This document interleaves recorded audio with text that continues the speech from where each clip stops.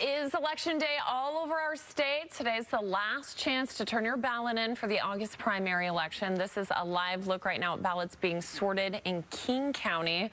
A wide field of candidates will be narrowed down to the top two in the primary, and those two will be on the ballot in November. In Seattle, 7 of the city's 9 council seats are up for grabs this election cycle. And some communities are also deciding on crucial fire levies today. Fire departments that say they need more funding to keep up are asking voters to approve higher taxes. And it comes right at the beginning of peak wildfire season in our state, with over 100,000 acres already burned. In addition to major wildfires, fire crews also called constantly dealing with small brush fires. And John Hopperstad in Snohomish County this morning, where one of those levies is on the ballot. So, John, what's at stake here?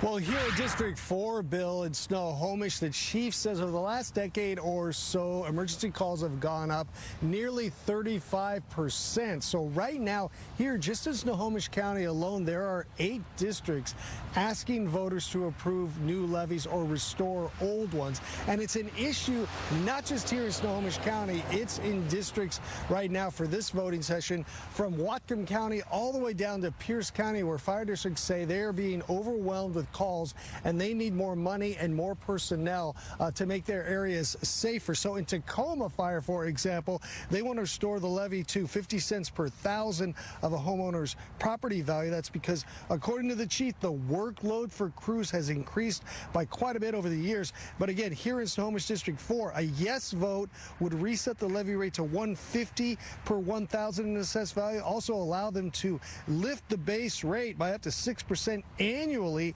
each of the following 5 years after that, and that's to pay for 8 additional firefighters and fund a new fire engine and medic unit as well. We've had this levy since 2011, renewed every 6 years, but over that time, our population has grown.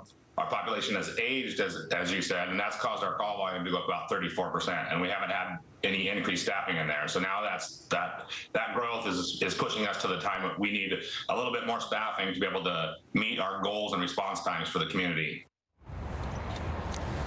If approved, that money would also fund a new fire station on Pine Avenue here in Snohomish, and they say that would help crews respond better to emergencies here in this area. Of course, like I mentioned, there are fire levies before voters all over the Northwest right now.